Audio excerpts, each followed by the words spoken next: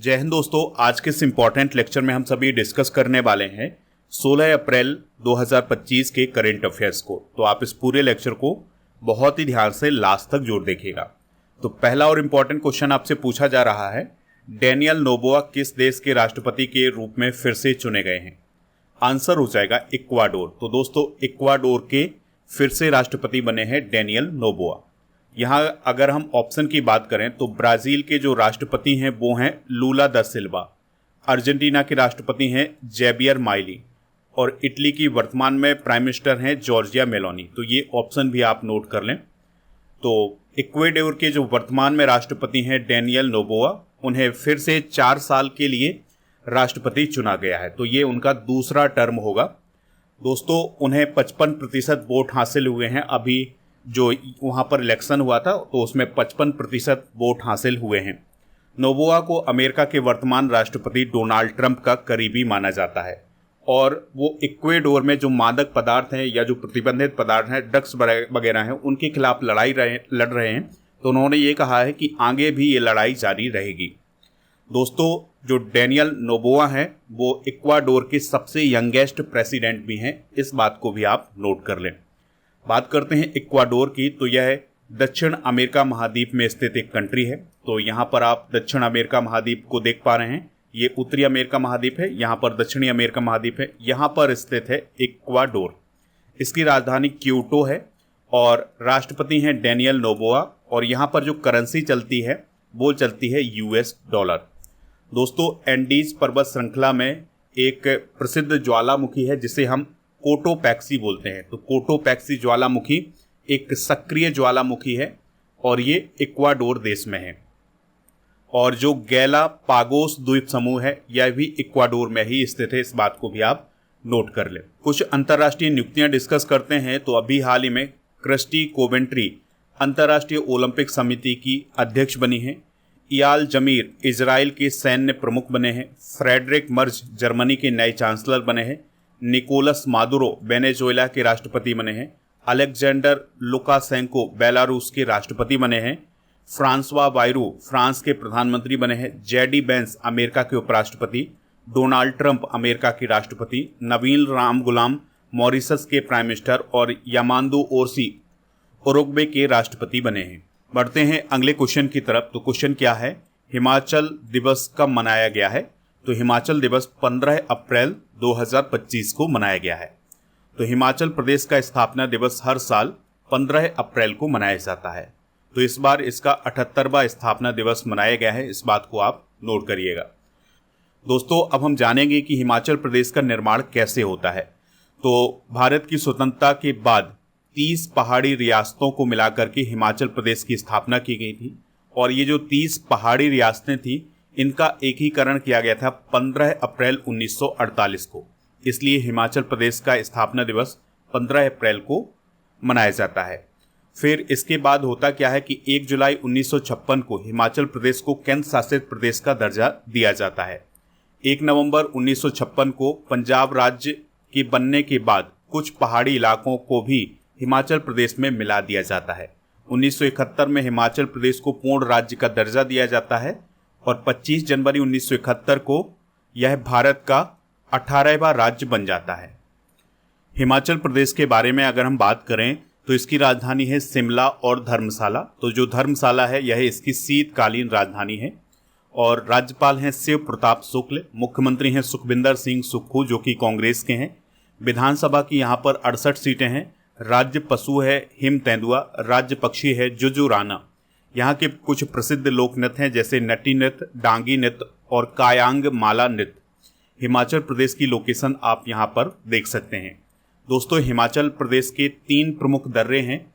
तो इसमें सिपकी ला दर्रा है, रोहतांग दर्रा है और बाड़ा लाचा दर्रा है। तो इनको याद करने की एक ट्रिक है। तो आपको याद रखना है सिरोब। तो सिरोब से आप याद रखेंगे कि सी से हो जाएगा सिपकीला और रो से हो जाएगा रोहतांग और बा से हो जाएगा बाड़ा लाचा। तो ये तीनों दर्रे हिमाचल प्रदेश में स्थित हैं। तो जो सिपकीला दर्रा है यह शिमला को तिब्बत से जोड़ता है। नेक्स्ट क्वेश्चन डिस्कस करते हैं। Player of the month award March 2025 किसे चुना गया है? तो आईसीसी के द्वारा जो player of the month award दिया जाता है, तो उसमें मार्च 2025 के लिए किसे चुना गया है? श्रेयस अय्यर को। तो दोस्तों भारतीय क्रिकेटर श्रेयस अय्यर मार्च 2025 के ICC player of the month चुने गए हैं। ठीक है, तो उन्होंने जो चैंपियंस ट्रॉफी हुई थी पिछले महीने उसमें महत्वपूर्ण भूमिका निभाई थी, तो इसके लिए उन्हें आईसीसी के द्वारा प्लेयर ऑफ द मंथ का अवार्ड दिया गया है। अच्छा, चैंपियंस ट्रॉफी जीती किसने है? तो ये आपको याद रखना है, ये चैंपियंस ट्रॉफी जीती है इंडिया ने। और किसको हरा करके जीती है? तो ये न्यूजीलैंड को हरा करके जीती है। दोस्तों वहीं अगर हम महिला वर्ग की बात करें तो प्लेयर ऑफ द मंथ का अवार्ड दिया गया है मार्च 2025 में ऑस्ट्रेलिया की जॉर्जिया वोल को। ठीक है, तो पुरुष वर्ग में श्रेयस अय्यर को और महिला वर्ग में जॉर्जिया वोल को दिया गया है। तो ये है श्रेयस अय्यर और ये है Georgia. Player of the month award 2025 पुरुषों की बात करें तो जनवरी 2025 में दिया गया था जोमेल वार्की-कॉन को, जो कि वेस्ट इंडीज के हैं, और फरवरी में दिया गया था शुभमन गिल को। Player of the month award 2025 अगर महिला वर्ग की बात करें तो जनवरी 2025 में दिया गया था बेथ मोनी को, ये ऑस्ट्रेलिया के हैं। फरवरी 2025 में दिया गया था अलाना किंग को, ये ऑस्ट्रेलिया की है। अगला क्वेश्चन है बंगाली नववर्ष को किसके रूप में मनाया गया है? तो जो बंगाली नववर्ष है वो क्या कहलाता है, ये क्वेश्चन पूछा जा रहा है। आंसर हो जाएगा इसका पोइला बैसाख। ठीक है, तो बंगाली नया वर्ष जो है वो पोइला बैसाख के रूप में मनाया जाता है। तो अभी हाल ही में ये मनाया गया है। तो बंगाली नववर्ष को पोइला बैसाख या बांग्ला नोबो बोर्सो के रूप में मनाया जाता है। यह अप्रैल महीने में मनाया जाता है। तो अप्रैल महीने में ये पश्चिम बंगाल में, असम में, त्रिपुरा में और बांग्लादेश में मनाया जाता है। दोस्तों पोइला बैसाख नया साल है, तो इस दिन लोग देवी लक्ष्मी और भगवान गणेश जी की पूजा करते हैं। दोस्तों भारत में मनाए जाने वाले नववर्ष डिस्कस करते हैं। तो चेटी चंड सिंधी समुदाय का नववर्ष होता है। नवरेह कश्मीरी नववर्ष कहलाता है। गुड़ी पड़वा हिंदू नववर्ष होता है या हिंदू नव संवत्सर होता है। और ये जो गुड़ी पड़वा है ये खासकर महाराष्ट्र में मनाया जाता है। बैसाखी पूरे उत्तर भारत में मनाया जाता है। उगादी आंध्र प्रदेश, तेलंगाना, कर्नाटक में मनाया जाता है। तो यह यहाँ का नया साल होता है। विशु की बात करें तो यह केरल में मनाया जाता है। जुड़ शीतल यह मैथिली नववर्ष है। बोहाग बिहू ये असमिया नववर्ष है। पुथांडु तमिल नववर्ष है और नवरोज पारसी नववर्ष है। तो ये सभी नववर्ष आप नोट कर लें। अगला क्वेश्चन है आईसीसी पुरुष क्रिकेट समिति का फिर से अध्यक्ष किसे नियुक्त किया गया है? आंसर हो जाएगा सौरभ गांगुली को। तो दोस्तों भारतीय क्रिकेट टीम के पूर्व कप्तान सौरभ गांगुली फिर से आईसीसी पुरुष क्रिकेट समिति के अध्यक्ष चुन लिए गए हैं और इसी समिति में एक सदस्य बने हैं जिनका नाम है वीवीएस लक्ष्मण। ये भारत के हैं, आप सभी लोग जानते हैं, पूर्व क्रिकेटर हैं। तो अध्यक्ष बने हैं सौरभ गांगुली और एक सदस्य बने हैं वीवीएस लक्ष्मण। आईसीसी की बात करें तो इसका फुल फॉर्म होता है इंटरनेशनल क्रिकेट काउंसिल। इसका फॉर्मेशन हुआ था 15 जून 1909 को। इसका हेडक्वार्टर है दुबई यूएई में। मेंबर हैं इसके 108। चेयरमैन है जय शाह। तो आपको एक बात और याद रखनी है कि आईसीसी के सबसे यंगेस्ट चेयरमैन कौन है? वो हैं जय शाह। और जनरल मैनेजर कौन है वर्तमान में? वसीम खान। तो ये सारी इंपॉर्टेंट जानकारी आप नोट कर लें। दोस्तों अब हम हाल ही में की गई कुछ महत्वपूर्ण नियुक्तियां डिस्कस करेंगे। जैसे एसबीआई के जो चेयरमैन हैं वर्तमान में सीएस सेट्टी जी, वो भारतीय बैंक संघ के अध्यक्ष बनाए गए हैं। जस्टिस हरीश टंडन को ओडिशा हाई कोर्ट का मुख्य न्यायाधीश बनाया गया है। जसप्रीत बुमराह L&T फाइनेंस के ब्रांड एम्बेसडर बने हैं। अशोक सिंह ठाकुर भारतीय राष्ट्रीय कला एवं सांस्कृतिक विरासत ट्रस्ट यानी इनटैक के अध्यक्ष बने हैं। मार्क कार्नी कनाडा के प्रधानमंत्री बने हैं। अमिताभ मुखर्जी NMDC के CMD बने हैं। विद्या बालन फेडरल बैंक की पहली ब्रांड एम्बेसडर बनी है। अजीत रत्नाकर जोशी RBI के कार्यकारी निदेशक और पूनम गुप्ता RBI की डिप्टी गवर्नर बनी है। अगला क्वेश्चन है वर्चुअल दलित साहित्य पुरस्कार 2025 से किसे सम्मानित किया गया है? तो पी शिवकामी को 2025 का वर्चुअल दलित साहित्य पुरस्कार प्रदान किया गया है। जो पी शिवकामी हैं यह सेवानिवृत्त IAS ऑफिसर हैं, लेखिका हैं और एक राजनेता भी हैं। उन्हें इस पुरस्कार के अंतर्गत 1 लाख रुपए की राशि और वर्चुअल दलित साहित्य पुरस्कार भी प्रदान किया गया है। और यह पुरस्कार किस संस्था ने प्रदान किया है? नीलम सांस्कृतिक केंद्र ने, जिसकी स्थापना फिल्म निर्माता रणजीत ने की थी। दोस्तों ये पुरस्कार कहाँ पर प्रदान किया गया है? चेन्नई, तमिलनाडु में। हाल ही में प्रदान किए गए कुछ प्रमुख पुरस्कार डिस्कस करते हैं। तो मायना स्वामी को अभी हाल ही में उगादी पुरस्कार दिया गया है। मशहूर हिंदी लेखक विनोद कुमार शुक्ल को 59वां ज्ञानपीठ पुरस्कार प्रदान किया गया है। और दोस्तों, इनका संबंध किस राज्य से है? छत्तीसगढ़ से है। और ये छत्तीसगढ़ के पहले ऐसे लेखक बने हैं जिन्हें ज्ञानपीठ पुरस्कार दिया गया है। मूर्तिकार राम सुतार को महाराष्ट्र भूषण पुरस्कार, भारतीय अमेरिकी संगीतकार चंद्रिका टंडन को ग्रैमी पुरस्कार मिला है।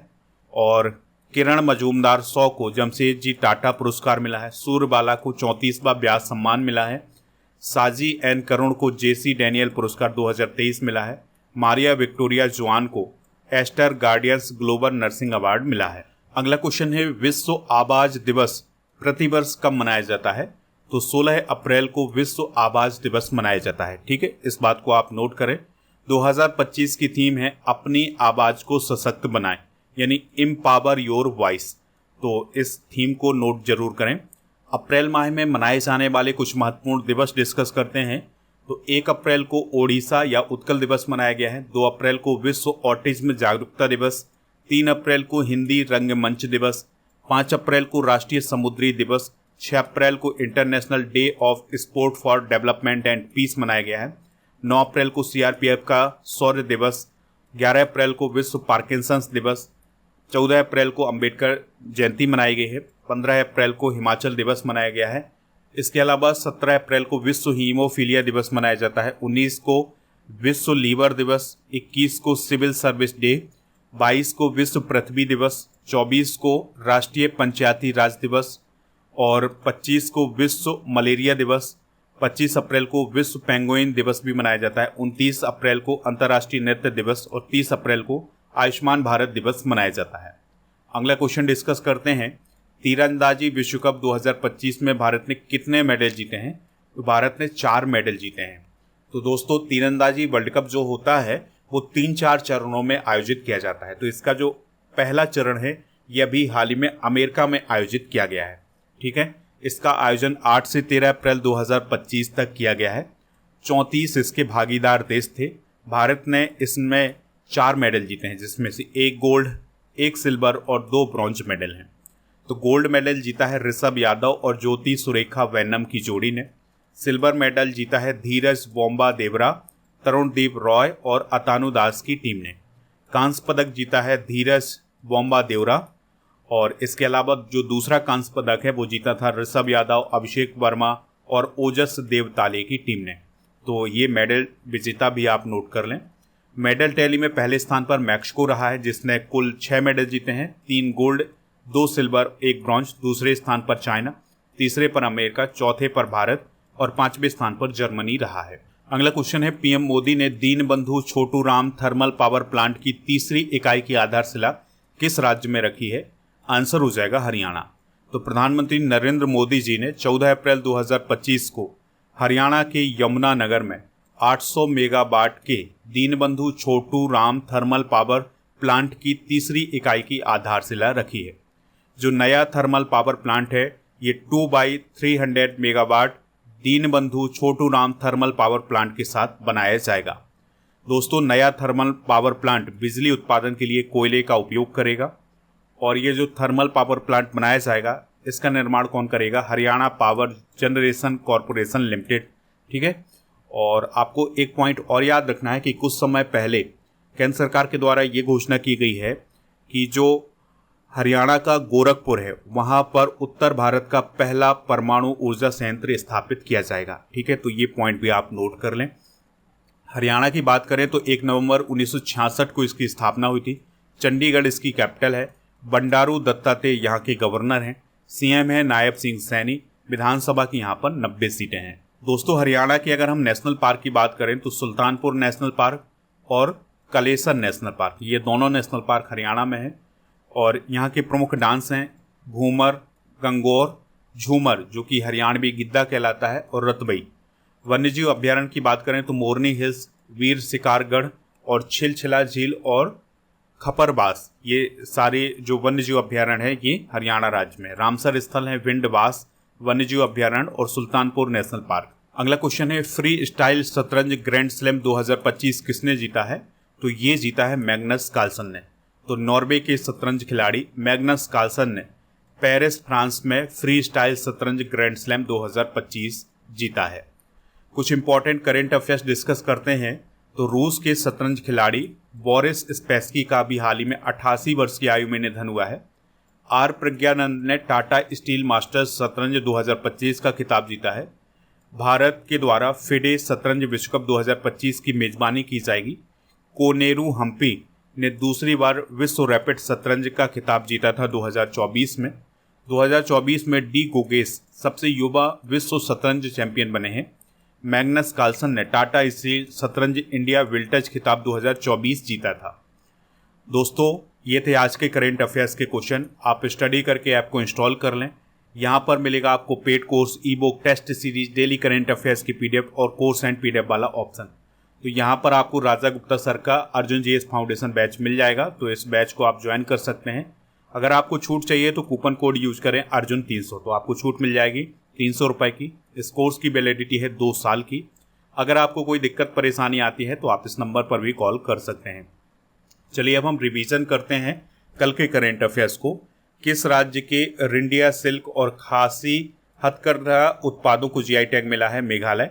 लेजर निर्देशित हथियार प्रणाली का परीक्षण करने वाला चौथा देश कौन बना है? इंडिया। अगला क्वेश्चन है, किस राज्य में भीमराव अंबेडकर अभ्यारण्य स्थापित किया जाएगा? मध्य प्रदेश। खेलो इंडिया यूथ गेम 2025 का शुभंकर या मस्कट क्या है? गज सिम्हा। हाल ही में किस राज्य में यात्रा उत्सव मनाया गया है? त्रिपुरा। अनुसूचित जातियों के भीतर आरक्षण के वर्गीकरण को लागू करने वाला भारत का पहला राज्य कौन बना है? तेलंगाना। मकाऊ कॉमेडी फेस्टिवल 2025 में किस भारतीय अभिनेता को सम्मानित किया गया है? आमिर खान। भारत के ऋषभ यादव और ज्योति सुरेखा वैनाम की जोड़ी ने तीरंदाजी विश्व कप 2025 में कौन सा मेडल जीता है? गोल्ड। और खामटे सिम्पांडोने का निधन हो गया है, वह किस देश के पूर्व राष्ट्रपति थे? लाओ पीडीआर के। दोस्तों, अब हम सिंधु घाटी सभ्यता के प्रमुख स्थल, नदियां और उनके खोजकर्ता डिस्कस करेंगे। मोहनजोदड़ो सिंधु नदी के किनारे है, इसकी खोज की थी आर.डी. बनर्जी ने। और हड़प्पा रावी नदी के किनारे है, खोज की थी दयाराम साहनी ने। कालीबंगन है घग्गर नदी और हकरा नदी के किनारे, और इसकी खोज की थी अमलानंद घोष ने। लोथल है भोगबा नदी के किनारे, एस.आर. राव ने इसकी खोज की थी। शहूदारो सिंधु नदी के किनारे है, एन.जी. मजूमदार ने इसकी खोज की थी। धौलावीरा लूनी नदी के किनारे है, जे.पी. जोशी ने खोज की थी। अमरी सिंधु नदी के किनारे है और एन.जी. मजूमदार ने इसकी खोज की थी। वनावली सरस्वती नदी के किनारे है, आर.एस. बिष्ट ने इसकी खोज की थी। और सुरकोटदा की खोज जे.पी. जोशी ने की थी। तो ये सारी इंपॉर्टेंट जानकारी आप नोट कर लें। दोस्तों, कल के करंट अफेयर्स में आपसे पूछा गया था कि ISL 2025 को किसने जीता है? तो मोहन बागान सुपर जायंट्स ने जीता है। तो लगभग सभी लोगों ने इसका आंसर मोहन बागान बताया हुआ है। कल एक वीडियो भी आपके लिए बनाया था जिसमें ISL के लिए एक स्पेशल वीडियो था, जिसमें हमने फुटबॉल की सभी प्रतियोगिताओं को डिस्कस किया था। इसके अलावा ISL को बहुत डिटेल से बताया था, तो आप उस वीडियो को जरूर देखें। अब आपके लिए क्वेश्चन है जिसका आंसर कमेंट बॉक्स में देना है। रोहतांग दर्रा किस राज्य में है? जो भी इसका राइट आंसर हो कमेंट बॉक्स में आप हमें ज़रूर बताएं। स्टडी करके ऐप को इंस्टॉल कर लें तो ई बुक वाले सेक्शन पर मंथली करेंट अफेयर्स की ई बुक मिल जाएगी, हिंदी इंग्लिश दोनों मीडियम में, और ये सभी ई बुक आपको ऐप पर मिल जाएंगी।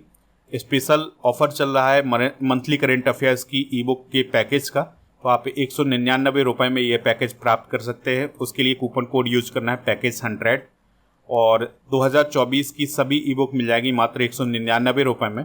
तो इसके लिए भी पैकेज 100 कूपन कोड यूज कर सकते हैं। दोस्तों, ये सभी ई बुक जो कि जीके जीएस की ई बुक हैं, तो ये आपको ऐप पर मिल जाएंगी हिंदी इंग्लिश दोनों मीडियम में, जिसको प्राप्त कर लें। ठीक है, और आप हमारे व्हाट्सएप चैनल और इंस्टाग्राम पेज को फॉलो कर लें। इन सभी का लिंक डिस्क्रिप्शन बॉक्स में दिया गया है।